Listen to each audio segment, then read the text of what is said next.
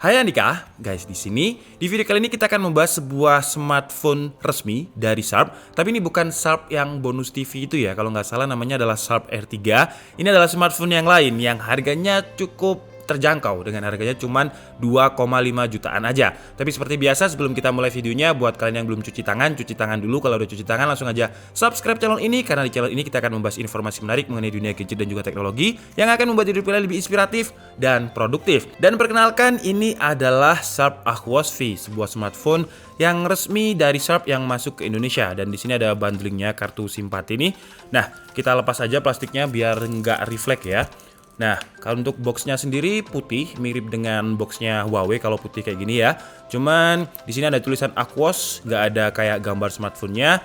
Dan di sini, di sini ada tulisannya spesifikasi dan juga PT-nya. Jadi diproduksi di Indonesia oleh PT Shat Nusa Persada Tbk. Alamatnya itu. Dan untuk spesifikasinya, dia memiliki ukuran layar 5,9 inch dengan resolusi Full HD+, 64 GB memori internal dan 4 GB RAM. Untuk baterainya 3160 mAh. Kemudian kameranya, kameranya 13 megapiksel plus 13 megapiksel. Jadi kameranya dua-duanya 13 megapiksel, dan untuk selfie kameranya 8 megapiksel. Oke lah, jadi langsung aja kita buka Sharp Aquos V ini. Ini harganya sekitar 2,5 juta ya harga barunya sekarang, dulu sempat 4 juta. Dan untuk link pembeliannya seperti biasa kalian bisa cek di kolom deskripsi. Oke, ini jadi HP-nya ya, dan di sini ada beberapa selling point yang juga ada di boxnya tadi. Jadi dia pakai Snapdragon 835 4GB 64GB. Rasionya 18:9 dengan dimensi 5,9 inch dual kamera. Nah, dual kameranya ini 13-13. Dan di sini ada tulisan Android nomor 1 in Japan 2017-2018. Jadi dia Android nomor 1 di Jepang pada tahun 2017 dan 2018. Berarti dia ngalahin Sony dong ya. Sony Xperia itu kan dari Jepang. Pada tahun itu berarti Sony kalah sama Sharp. Oke, ini nggak bisa. Ini harus di slide dari sini. Ntar lah kita lihat dulu untuk di dalamnya ada apa aja. Jadi ada kartu garansi IMEI yang sudah pakai bahasa Indonesia seperti ini kalau garansi resmi. Kemudian di sini ada charger. Kita coba lihat output untuk chargernya ini 5 volt 2 ampere, berarti 10 watt. Kemudian ada earphone. Ya, kita masih dapat earphone untuk sebuah smartphone mantan flagship di 2017 masih ada earphone-nya. Sekarang itu jarang banget dapat earphone. Kemudian untuk kabelnya dia juga udah pakai Type-C nih kabelnya. Nah, untuk kabelnya udah pakai Type-C, walaupun mungkin belum fast charging ya, karena masih outputnya 10 watt. Kemudian di sini ada SIM card ejector. Nah, di sini ada SIM card ejector, nggak usah dibuka karena kita coba pakai WiFi aja, dan karena dia garansi resmi, udah pasti SIM-nya aman-aman aja. Oke lah, sekarang kita bahas untuk handphonenya sendiri. Oh, ini lemnya kok pekat banget ya, agak susah. Sebentar guys, tuh.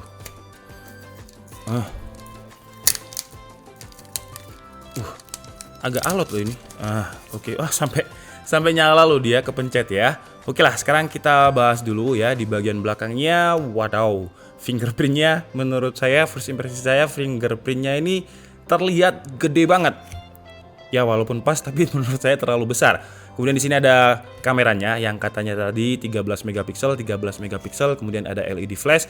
Di sini ada stiker IMEI, kita kletek aja nggak apa-apa biar bisa kita lihat.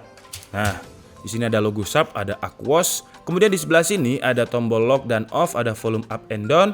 Bagian atasnya masih ada audio jack dan juga ada mic.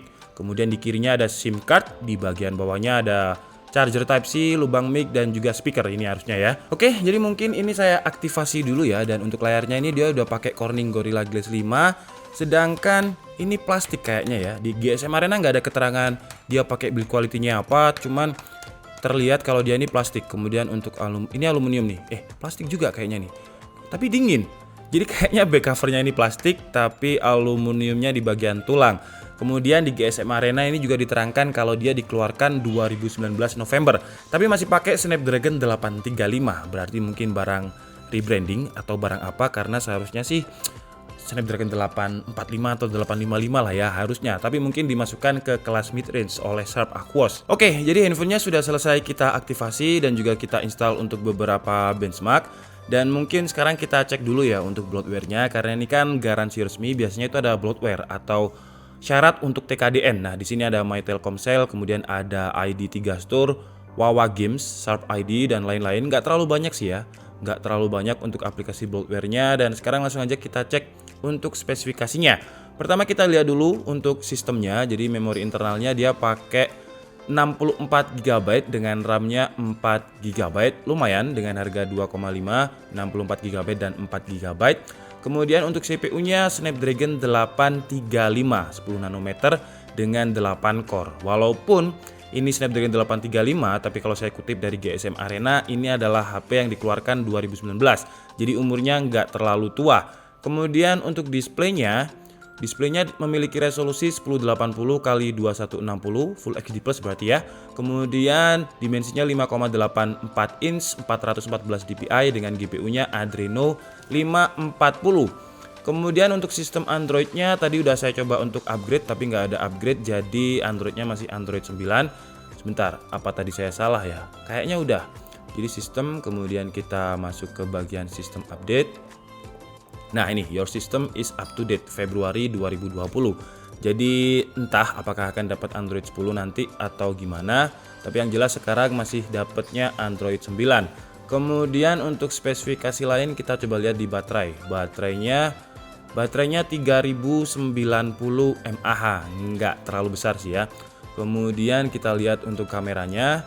Jadi kameranya ini 13 megapiksel 2, jadi dia dual kamera 13 megapiksel 2, dan untuk selfie kameranya 8 megapiksel. Oke, jadi mungkin sekarang kita benchmark untuk Antutunya ya. Tadi udah saya benchmark dan skornya cukup tinggi menurut saya untuk Snapdragon 835. Skornya itu 27.917 versi Antutu 8.4.3. Kalau kalian nggak percaya Antutu, tenang, seperti biasa saya juga udah benchmark menggunakan 3D Mark. Nah di 3D Mark ini tadi skornya juga lumayan tinggi loh untuk Snapdragon 835 dengan RAM 4 GB. Untuk OpenGL-nya itu 3714 dan Vulkan-nya 3248. Oke, jadi sekarang mungkin sebelum kita masuk ke tes gaming, kita coba dulu untuk user interface kameranya ya. Jadi pilihannya hanya ada video, foto, slow-mo, time-lapse, nggak ada night mode. Apakah ada di sini? Kita coba. Nggak ada. Jadi untuk fitur tambahnya ada fitur Pro, Live Bokeh, panorama, dan rasio square, nggak ada night mode. Nah sekarang mungkin kita coba dulu aja untuk kamera utamanya 13 megapiksel dari Sharp ini. Oh dia punya autofocus ya, jadi kalau misalkan seperti ini, kalau kalian lihat ada kayak kotak warna putih itu yang mencari fokusnya. Oke, sekarang kita coba aja langsung untuk memotret.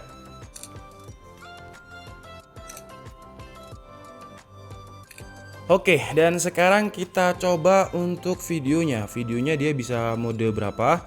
Mungkin seharusnya udah 4K sih ya. Kita coba lihat dulu. Jadi untuk kamera belakangnya dia udah support sampai UHD 4K. Kemudian kamera depannya masih Full HD. Sekarang kita coba untuk fitur selfie kameranya ya, yang 8 megapiksel tadi. Dan saya belum mandi, kira-kira seperti ini. Gak apa-apa lah. Oke, jadi menurut saya juga masih cukup oke selfie kameranya, dan face detectionnya kalau saya berubah-ubah atau saya gerak-gerak seperti ini juga ngikut dan lumayan cepet ngikutnya, jadi nggak masalah. Kemudian kita coba lihat untuk fitur lain. Di sini ada time, kemudian flash, motion off, motion on. Iya, udah itu aja sih. Oke. Sekarang mungkin kita coba untuk audionya. Tes gamingnya belakangan aja ya. Jadi udah saya siapkan tes gaming PUBG, Honkai sama COD. Sekarang kita coba dulu untuk kualitas audionya. Dan dia satu aja di sini.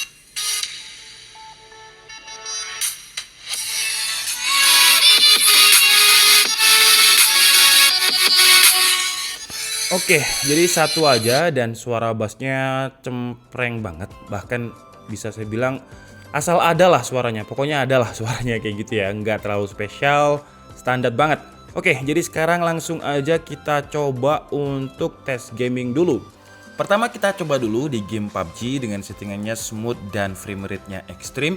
Dan di settingan ini Snapdragon 835 di Sharp Aquos V turunnya itu kadang 47 fps tapi masih acceptable dan nggak laggy. Untuk layarnya mengingat harganya sekarang udah turun separuh harga menjadi sekitar 2 jutaan karena harga launchingnya 4,5 juta. Menurut saya layarnya ini cukup responsif untuk digunakan bermain game. Kemudian di game COD Mobile juga nggak ada masalah ketika saya coba untuk naik helikopter biar framenya padat juga stabil, masih di 60 fps dengan settingannya mentok rata kanan. Baru di game Honkai Impact 3, Snapdragon 835 di Sharp Aquos V ini agak keteteran. Ini adalah settingan rekomendasi 4 yang seharusnya dia support sampai frame rate 60 fps. Cuman yang terjadi adalah dia nggak bisa, jadi kadang itu sampai 30 fps dan stabilnya itu di angka 40 fps. Ya masih acceptable, masih playable. Cuman kalau kalian nyari frame rate tinggi di game ini, Snapdragon 835 di Sharp Aquos V belum bisa. Kemudian setelah tes game, kita tes juga untuk suhu temperatur surface-nya nggak ada yang 40 derajat Celcius. Paling max load itu ada di angka 39,5 derajat Celcius. Jadi masih cukup dingin. Kemudian dengan harga 2,5 juta ini, sayangnya Sharp Aquos V ini belum memiliki NFC ya. Jadi dia koneksinya cuma Bluetooth dan Wi-Fi. Untuk NFC-nya belum ada. Ini aja untuk quick setting-nya, menunya. Oke lah. Jadi mungkin cukup segitu aja video unboxing dan juga hands on dari Sharp Aquos V, sebuah smartphone Sharp yang resmi. Untuk R3 tunggu dulu lah ya, meskipun bonusnya TV tapi harganya masih 10 juta. Nanti aja kalau bonus TV-nya hilang tuh biasanya harganya mungkin jadi 6 atau 5 juta. Kalau udah 5 juta kita review. Kalau 10, wah budget saya nggak nyampe sih. Oke, jadi kesimpulannya first impression saya untuk Sharp Aquos V ini sayangnya di bagian belakang ini plastik ya, jadi kerasa banget plastiknya. Feel premiumnya itu menurut saya kurang meskipun dia udah pakai Snapdragon 835.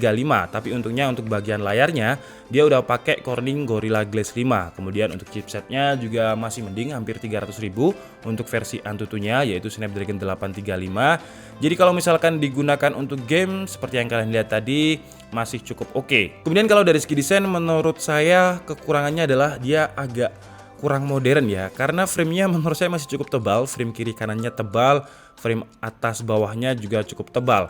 Tapi mungkin Sharp Aquos V dengan harga 2,5 juta ini bisa menjadi referensi buat kalian yang memang lagi nyari HP dengan budget segitu. Karena 2 juta Snapdragon 835 HP baru menurut saya sih lumayan.